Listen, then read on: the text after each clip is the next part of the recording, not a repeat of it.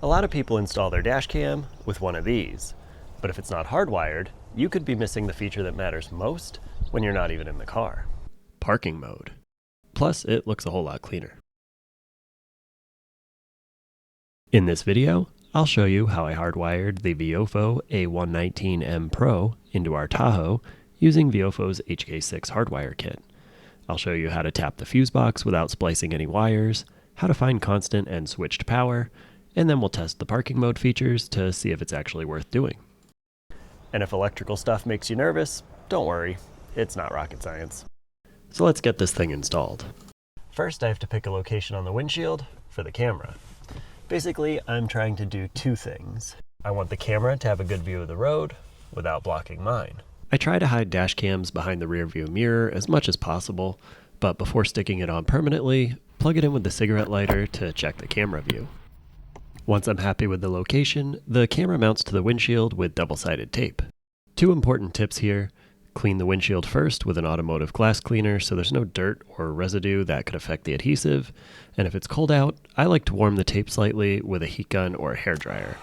Don't cook the camera, just warm it up a little so the adhesive will stick better. With the camera in place, we can move on to the wiring. Next, I have to figure out where to get power from. Locate the interior fuse panel. On my 22 Tahoe, it's here on the passenger side of the dash. VIOFO includes a panel tool that I use to pop the clips out. You could use your fingers unless you have soft, delicate mechanic hands like I do. For power, I'm using a fuse tap. That means I don't have to cut, splice, or permanently modify the factory wiring. The camera needs one constant and one switched fuse. Constant has power all the time, even when the vehicle is off, and switched turns on and off with the vehicle. The best way to find these is with a multimeter. You can get a cheap one online, and honestly, if you're going to do little electrical jobs like this, it's worth having. I'll leave a link for you in the description. A fuse diagram can help you narrow it down, but it's best to test. Don't just guess. Also, don't tap into anything important, like airbags, PCM, BCM, ABS, any of the control modules. If a fuse sounds critical to making the vehicle safe or functional, leave it alone. To test the fuses, I set the multimeter to DC volts, then put the black lead on a good ground and the red lead to check the fuse slot. A constant power fuse should show around 12 volts with the vehicle off, and a switched fuse should show little or nothing with the vehicle off and around 12 volts when the vehicle is turned on. Once you've identified the proper locations, something that's often overlooked is the fuse tap orientation. You want to make sure the camera is actually protected by the fuse, so I install the tap without a fuse first and make sure the wire has no power. If it does have power, flip it around and recheck. Now that I know the fuse is protecting the camera, I install the camera fuse and the original fuse into the tap and plug the tap into the fuse panel. Then I need to run the wire from the camera to the fuse box. First, I removed the A-pillar trim.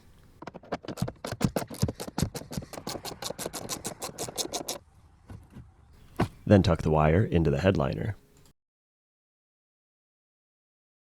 I wanted to hide the wire under this plastic trim behind the mirror, so I pulled it off to cut a small hole. A drill was definitely not the right tool for this job.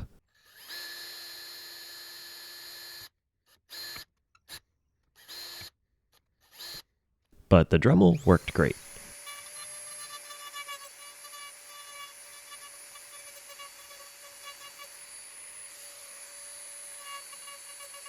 And now I can almost completely hide this wire, which I think looks much better. I finished running the wire down the A-pillar. The most important thing here is the airbag. You do not want the wire running across the airbag or wrapped around anything that needs to deploy in an accident. I secured it with zip ties alongside the factory wiring so it stays out of the way.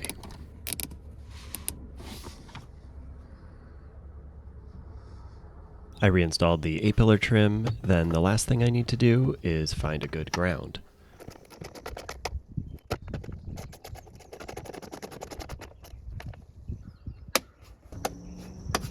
Fortunately, I found a factory ground just below the fuse box behind this kick panel. I attached the ground wire. Then the switched wire gets crimped to the switched fuse tap, and the constant wire gets crimped to the constant fuse tap. You don't have to, but I always electrical tape my butt connectors. And lastly, the HK6 Hardwire kit includes a voltage cutoff switch. This is important because parking mode needs battery power while the vehicle is off, but you don't want the camera draining the battery until the car won't start. The cutoff switch tells the camera to shut down if the car's battery gets too low. Once that's set, clean up all the extra wire and tuck it out of the way. With everything connected, I can put the interior back together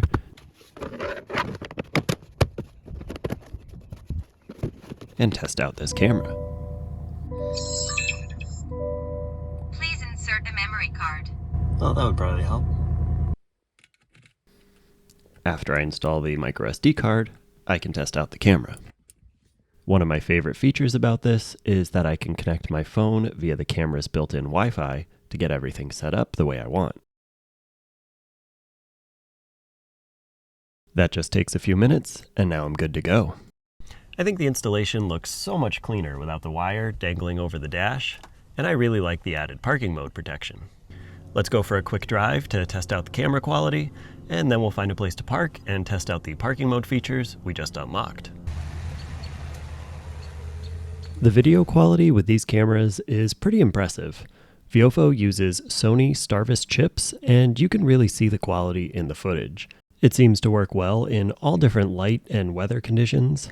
Night driving is really clear, especially compared to some of the other cameras I've used. It also works great in the rain and even in the tunnel. The whole point of having a dash cam is to have clear video evidence if you ever need it. The quality of this camera and the video it captures makes me feel more comfortable, especially on these crazy East Coast roads. But what if something happens when you're not driving? One of my biggest fears as a car guy is parking my vehicle and walking away from it. I'm always worried some jerk in a big red truck is going to bump into me and take off, probably saying something stupid like, "That's what bumpers are for," as he drives away. Now, if that happens, I'll have his plate, and hopefully he'll have insurance. With this camera, parking mode has two settings, time-lapse or event detection. Time-lapse is cool because it captures everything while you're parked. This is the setting that I use. To be honest, I mostly just use it to catch my kids doing things they're not supposed to, like breaking into my other car. I also tested event detection, and it works great. This is probably a better setting if you leave your vehicle parked for a long period of time. Overall, I think these cameras are a great value for the money. They capture super clear footage in any driving conditions and give you peace of mind when you're parked. I'll leave a link in the description with a discount code for you, and make sure you pick up a Hardwire kit so you can take advantage of the parking mode features. If you still have questions about the camera or the installation, I do my best to respond to every comment on my videos, so don't hesitate to ask. I hope you found this video helpful. If you did, please give it a like, and I'll see you in the next one.